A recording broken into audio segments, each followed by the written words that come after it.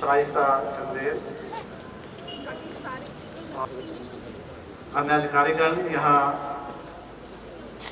जिला राजस्व अधिकारी और साथ में सन टीवी के प्लेटफॉर्म पे आपको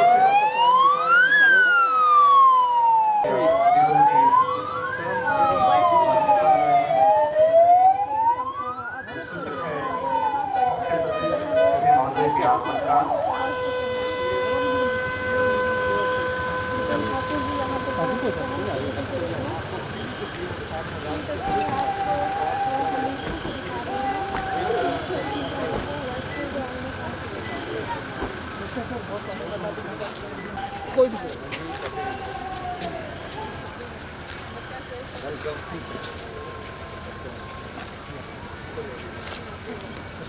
मुख्य अतिथि महोदय मंच की ओर अग्रसर होते हुए बीच में खड़े हो। DC Shrimati Devsuta Banik, SP doctor Aakriti Sharma और हिमाचल प्रदेश विधानसभा में उप मुख्य सचेतक एवं विधायक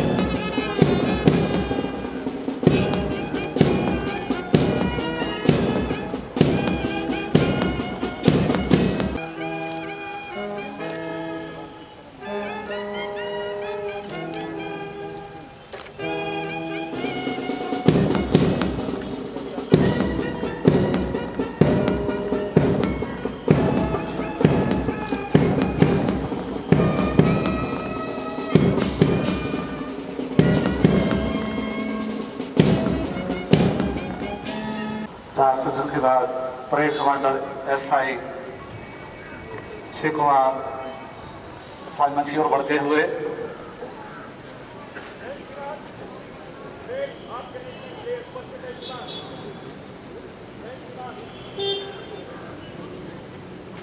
परेड कमांडर ने परेड के निरीक्षण का आग्रह किया, जिसे माननीय मुख्य अतिथि महोदय ने सहर्ष स्वीकार किया। माननीय मुख्य अतिथि महोदय निरीक्षण वाहन में सवार होते हुए उनके साथ parade commander SI Shiv Kumar. ये गौरव का विषय है कि हिमाचल प्रदेश पुलिस बल को हाल ही में प्रतिष्ठित ब्रिगेड कलर अवार्ड से सम्मानित किया गया है, जो कि हिमाचल प्रदेश पुलिस ही नहीं पूरे प्रदेश वासियों के लिए गौरव का विषय है। और लागू नंबर 2 में है महिला वोटर, जैसा कि आप लोग जानते हैं होमगार्ड के जवान भी लगातार अपने ड्यूटी देते हैं, चाहे भारत व्यवस्था की बात हो, चाहे न्याय की बात हो, चाहे आपदा प्रबंधन की बात हो, होमगार्ड के जवान तत्पर रहते हैं। लागू नंबर 4 है एनसीसी कैडेट की, जिसका नेतृत्व कर रही है सामने माता रानी।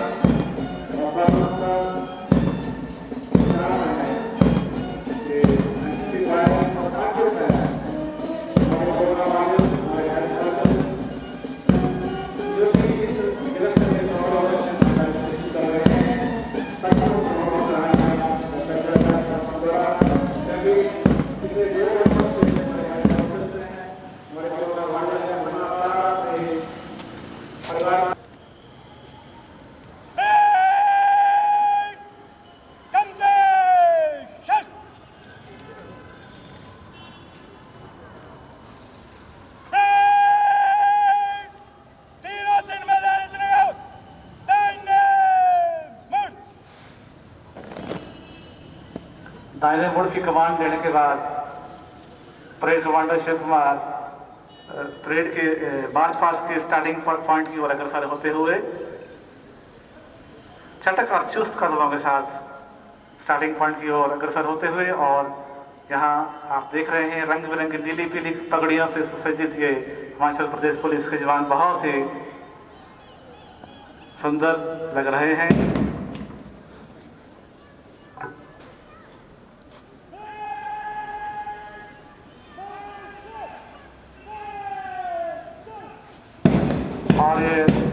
कमांडर की कमान के साथ ही यह मार्च पास्ट शुरू हुआ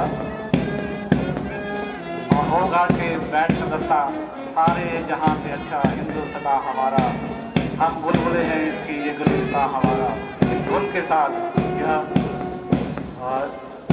बहुत ही अच्छे तालमेल और चुस्त कदमों के साथ इस्लामी मंच की ओर अग्रसर होते हुए ये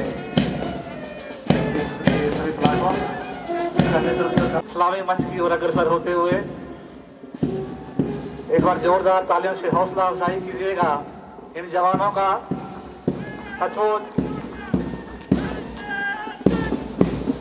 और दाहिने देख की कमान के साथ परेड कमांडर ने राष्ट्रीय ध्वज को सल्यूट किया और प्लाटून नंबर 1 SI अंकुश शर्मा के नेतृत्व में हिमाचल प्रदेश पुलिस के जवान बहुत ही सुंदर यह पगड़ी और बहुत बेहतरीन तालमेल, तालियां बजती रहनी चाहिए इन जवानों के लिए। बहुत ही शानदार तालमेल के साथ कई दिनों से ये प्रैक्टिस कर रहे थे, हालांकि मौसम ने कई बार व्यवधान डाला, लेकिन आज मौसम भी मेहरबान है इस जिला स्तरीय समारोह के आयोजन के लिए। और ये हमारे युवा साथी बहुत ही शानदार तालमेल के साथ सार्जेंट ममता रानी के नेतृत्व में ये हमारी लड़कियां NCC कैडेट्स और इधर ये NCC boys senior under officer Akshay Kumar के नेतृत्व में हमारे युवा साथी एकता एवं अनुशासन का ये जो आदर्श वाक्य है NCC का, उसको आत्मसात करते हुए बड़े जोश के साथ इस्लामी मंच से गुजरते हुए। और जोरदार तालियां होनी चाहिए हमारे कोरोना वॉरियर्स के लिए, हमारे हेल्थ वर्कर्स के लिए, कमल मनकोटी के नेतृत्व में ये हमारे हेल्थ वर्कर्स इस्लामी मंच से गुजरते हुए। और हवलदार महेंद्र सिंह के नेतृत्व में होमगार्ड का ये बैंड दस्ता बहुत से खूबसूरत प्रदर्शन के साथ इस्लामी मंच से गुजरा, जहां राष्ट्रीय राजधानी दिल्ली के राजपथ पर हम हमारे प्रदेश की राजधानी शिमला के ऐतिहासिक रिज मैदान पर भी महामहिम राज्यपाल की अध्यक्षता में राज्य स्तरीय बॉयज सीनियर सेकेंडरी स्कूल के इस प्रांगण में हम जिला स्तरीय गणतंत्र दिवस समारोह मना रहे हैं।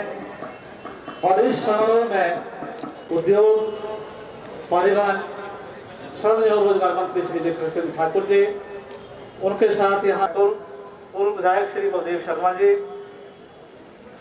भवन निर्माण एवं सद निर्माण कामगार कल्याण बोर्ड के उपाध्यक्ष श्री भूतपूर्व सैनिक और नगर परिषद और पंचायती राज संस्था के तमाम पदाधिकारीगण यहाँ मौजूद हैं, हार्दिक स्वागत करते हैं और आप सबको गणतंत्र दिवस की हार्दिक शुभकामनाएं देते हैं। अब कार्यक्रम को आगे बढ़ाते हुए मैं विनम्र निवेदन करूंगा माननीय मुख्य अतिथि उद्योग, मैं आप सभी को गणतंत्र दिवस के पावन अवसर पर हार्दिक बधाई देता हूं तथा सबके खुशहाल जीवन की कामना करता हूं। आज पूरे देश के साथ हिमाचल प्रदेश में भी ये दिवस हर्षोल्लास के साथ मनाया जा रहा है। 26 जनवरी 1950 को हमारे देश ने संविधान को अपनाया तथा भारत सही अर्थों में गणतंत्र बना।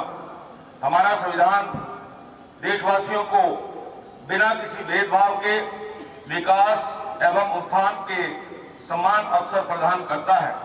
सही मायनों में लोकतंत्र की शक्ति संविधान में ही निहित है। ये पावन अवसर हमें आत्मविश्लेषण का अवसर भी प्रदान करता है।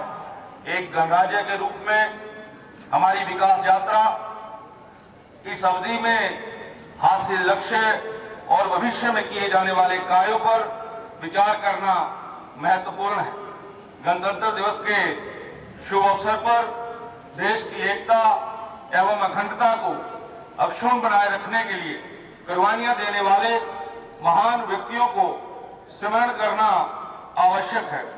मैं गणतंत्र दिवस के इस पावन अवसर पर उन सभी शहीद जवानों को श्रद्धा सुमन अर्पित करता हूं, जिन्होंने इस देश की रक्षा, एकता और अखंडता बनाए रखने के लिए अपने प्राणों की आहुति दी है। देश देवभूमि के साथ साथ वीर भूमि भी है तथा प्रदेश के युवा सुरक्षा बलों व सैन्य बलों में सेवा करना अपनी शान समझते हैं। प्रदेश सरकार ने सैनिक तथा भूतपूर्व सैनिकों को परिवारों को अनेक सुविधाएं प्रदान की हैं। सरकार ने परमवीर चक्र व अशोक चक्र विजेताओं को वार्षिकी को 3 लाख रुपए, महावीर चक्र व कीर्ति चक्र विजेताओं की वार्षिकी को 2 लाख रुपए, वीर चक्र व शौर्य चक्र विजेताओं की वार्षिकी को 1 लाख रुपया दिया है।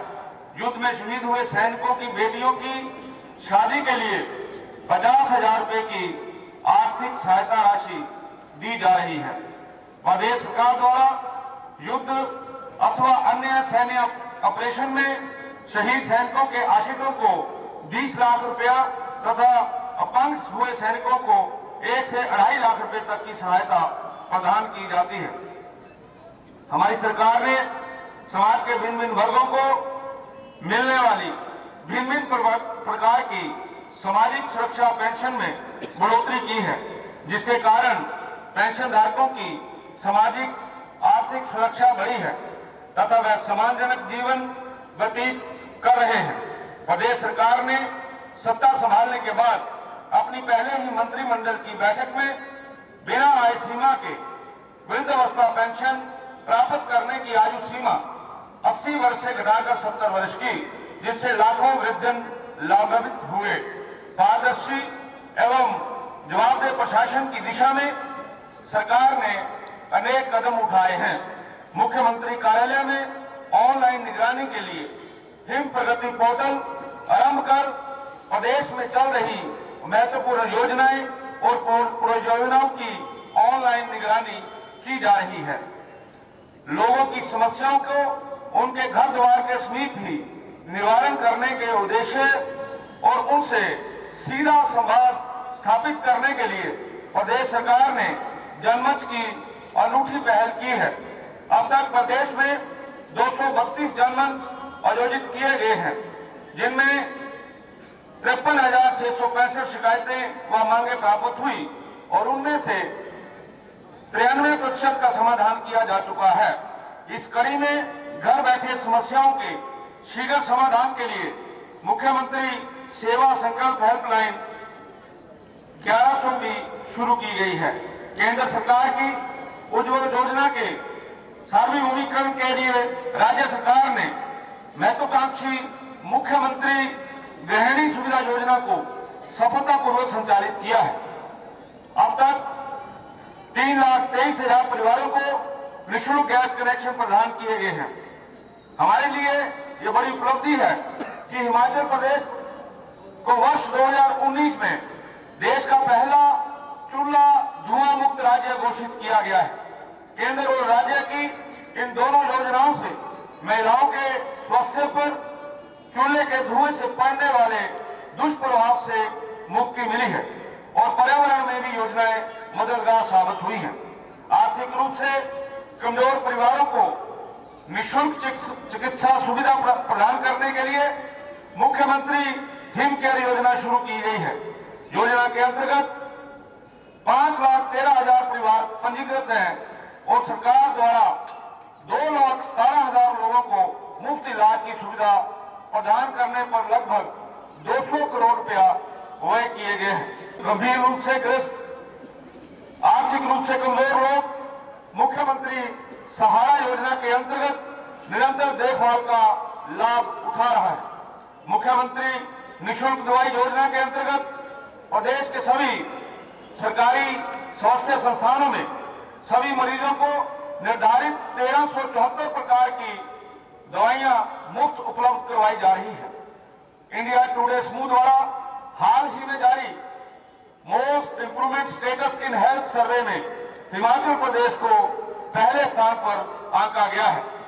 हिमाचल प्रदेश में औद्योगिक निवेश आकर्षित करने के लिए सरकार ने विशेष प्रयास किए हैं, जिसके लिए निवेशकों को कई प्रकार की राहतें और प्रोत्साहन दिए जा रहे हैं। वर्ष 2019 में ग्लोबल इन्वेस्टर मीट का आयोजन कर इस दिशा में एक मील पत्थर साबित हुआ है, जिसमें 96,721 करोड़ रुपए निवेश कर 703 समझौता ज्ञापन हस्तांतरित किए गए हैं। इस परियोजना के धरातल पर उतरने से प्रदेश के लगभग 2 लाख लोगों को रोजगार मिलने की संभावना है। वर्ष 2022 तक प्रदेश के सभी गांवों और बस्तियों को स्वच्छ पेयजल पहुंचने के उद्देश्य से महत्वाकांक्षी जल जीवन मिशन क्रियान्वित किया जा रहा है, जिसके अंतर्गत अब तक वर्तमान सरकार के कार्यकाल में ही 7,78,000 नल कनेक्शन दिए जा चुके हैं। इससे पूरे प्रदेश में इससे पहले पूरे प्रदेश में केवल 7,63,000 कनेक्शन ही प्रदान किए गए थे। किसानों और बागवानों की आर्थिकी में सुधार के लिए मुख्यमंत्री खेत संरक्षण योजना और प्राकृतिक खेती खुशहाल किसान योजना लागू की गई है, जिससे हजारों किसान बागवान लाभान्वित हो रहे हैं। हिमाचल प्रदेश को प्राकृतिक गैस खेतों की दिशा में देश का अग्रणी राज्य बनाने के लिए हमारी सरकार प्रयासरत है।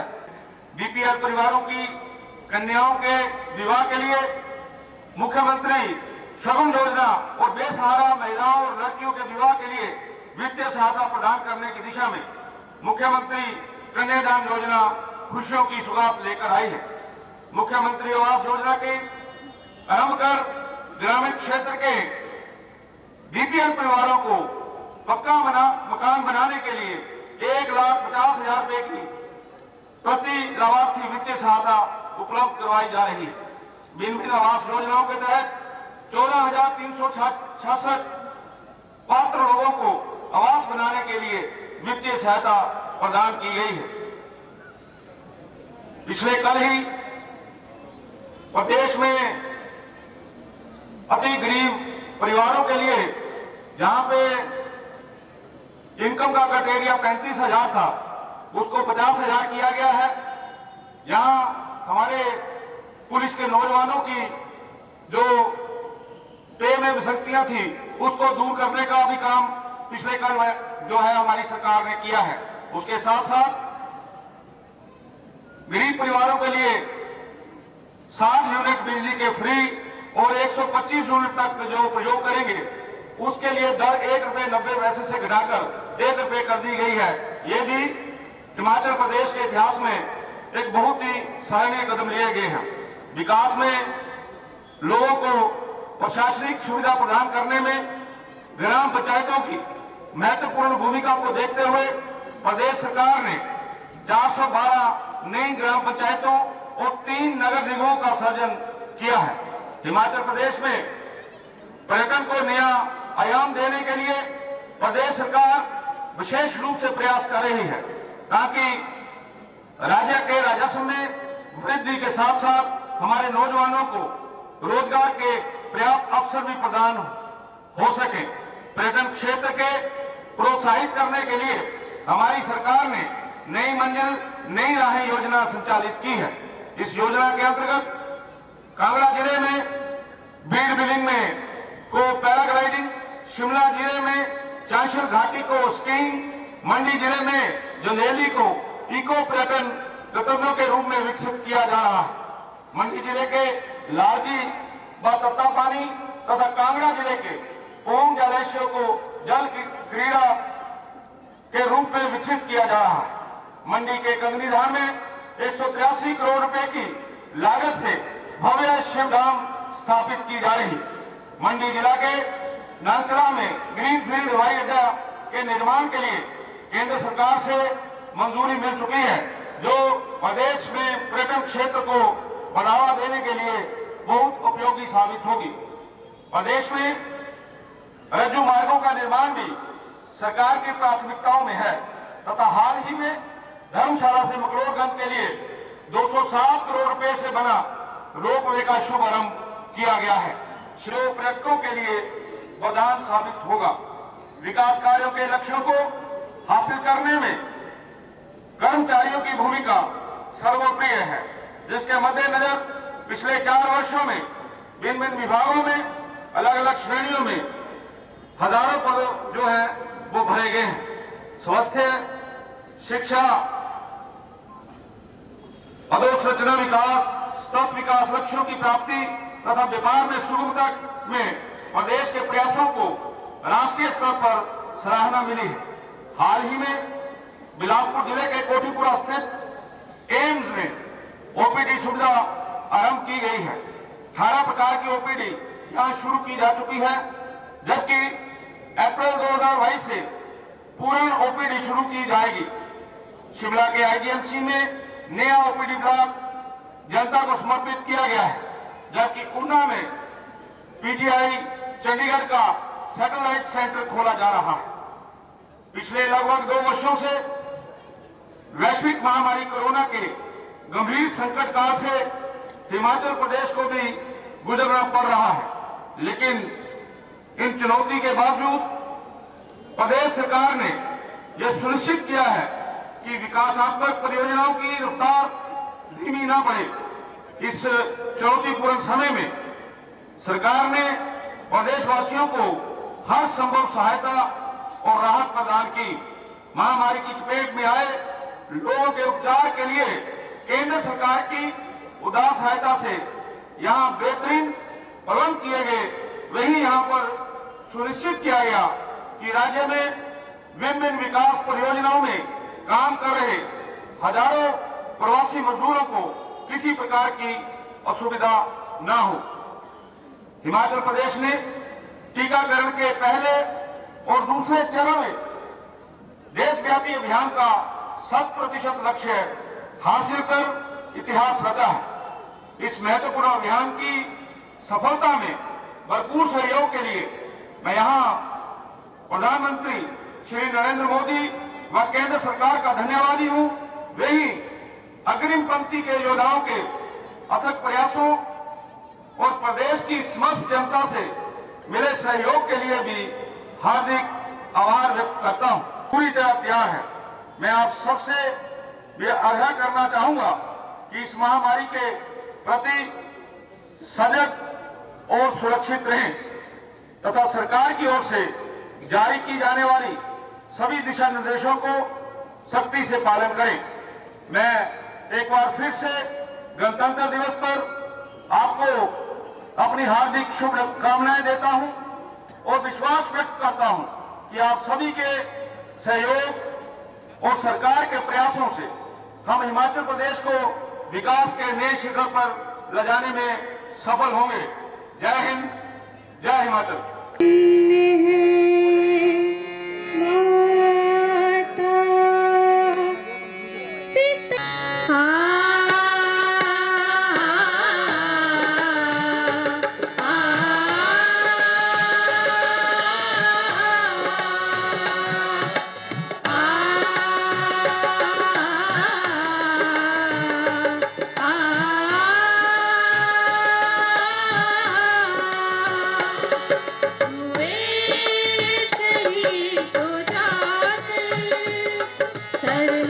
परदेश की घात हुए शहीद जो जात, सरहद परदेश की घात। धन्य है माता पिता उनके, धन्य है माता पिता उनके, जीते हैं जो जख्मों को खाकर हुए शहीद जाकर, सरहद परदेश की घात।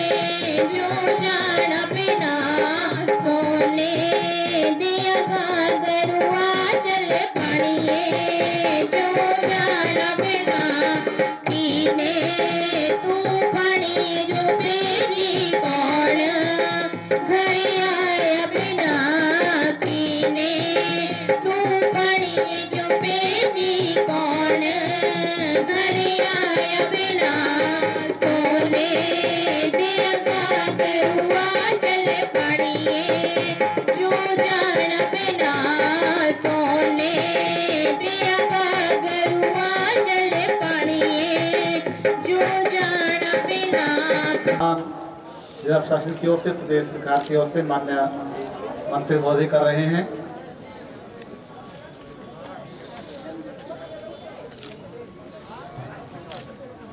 यह सम्मान है उन स्वतंत्रता सेनानियों के परिजनों का, जिन सेनानियों ने देश की आजादी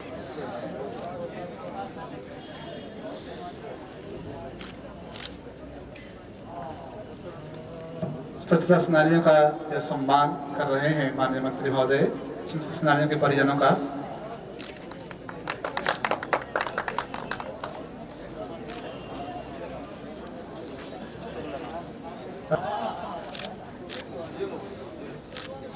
श्रीमती हरदेई देवी का सम्मान कर रहे हैं माननीय मंत्री महोदय।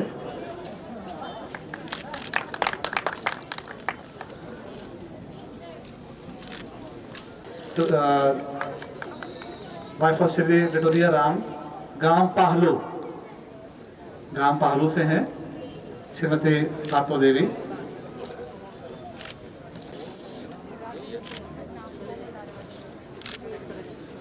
उनके परिजन ये सम्मान ग्रहण करते हुए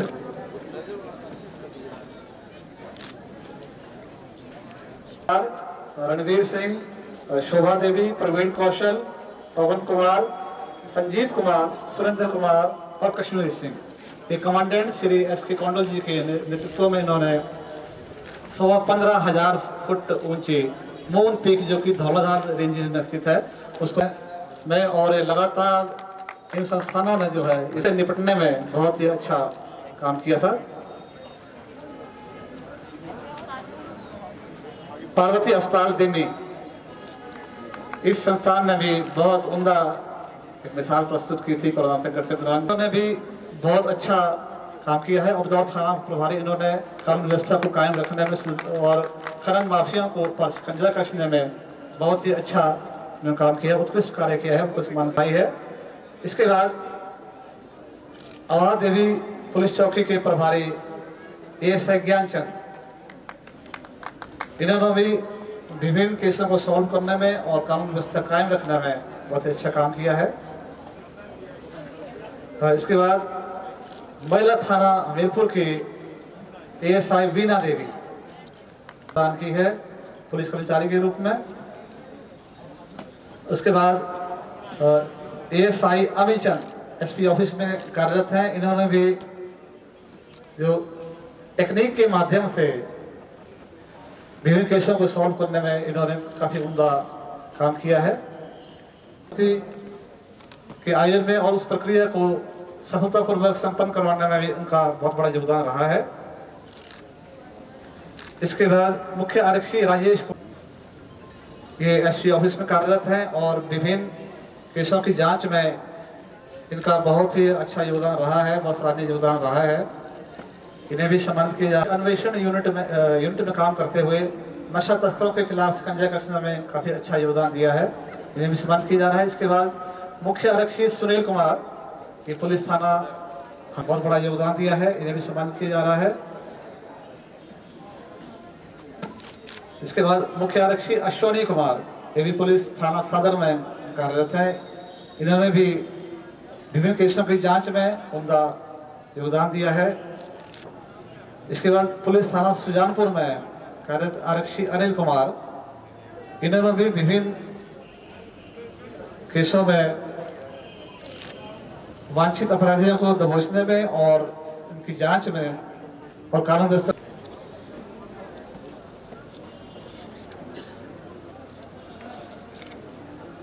इसके बाद platoon commander Himachal police Ankush Sharma, महिला होमगार्ड मीना कुमारी,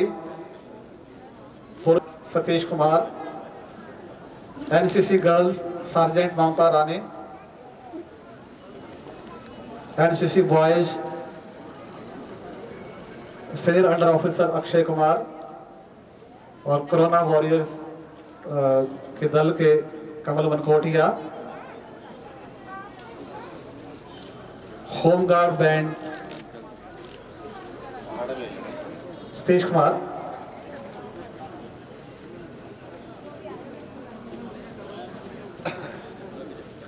कृपया सीक्वेंस में आइए, जिस तरह परेड का सीक्वेंस है उसी में आइए।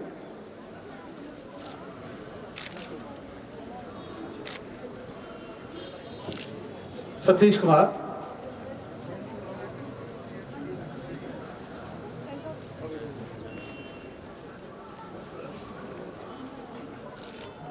ममता रानी, उसके बाद senior under officer Akshay Kumar, उसके बाद कमल मनकोटिया और उसके बाद home guard band Mahendra Singh.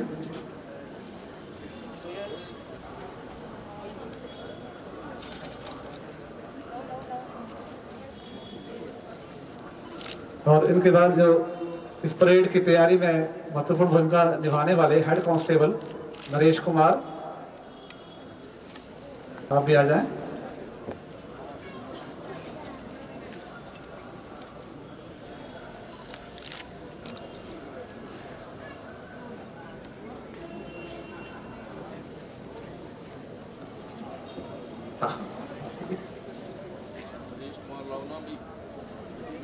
Naresh Kumar, constable Surjit Singh, क्षमा चाहूंगा एएसआई सुरजीत सिंह।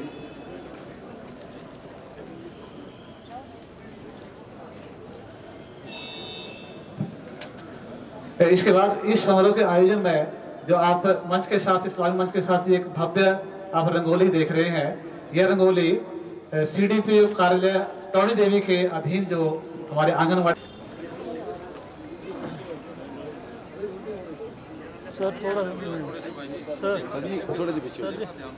आंगनबाड़ी वर्कर्स के बाद जो है इस समारोह में बहुत ही शानदार प्रस्तुतियां पेश करने वाले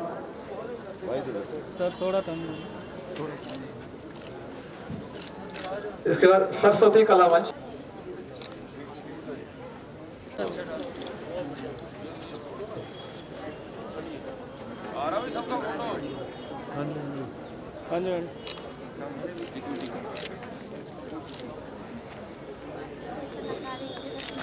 मुख्य अतिथि महोदय इसका ड्रॉ निकालेंगे। इसमें फर्स्ट प्राइज जो है कार है, रेनॉल्ट क्विड कार। आज के इस समारोह के मुख्य अतिथि नंबर है 511291। I repeat 511291। इस टिकट नंबर को कार निकली है। अब मैं निवेदन करूंगा माननीय विधायक श्रीमती कमलेश कुमारी जी से कि वे सेकंड प्राइज का ड्रॉ निकालें। इसमें 2 बजाज पल्सर बाइक हैं नाम के रूप में।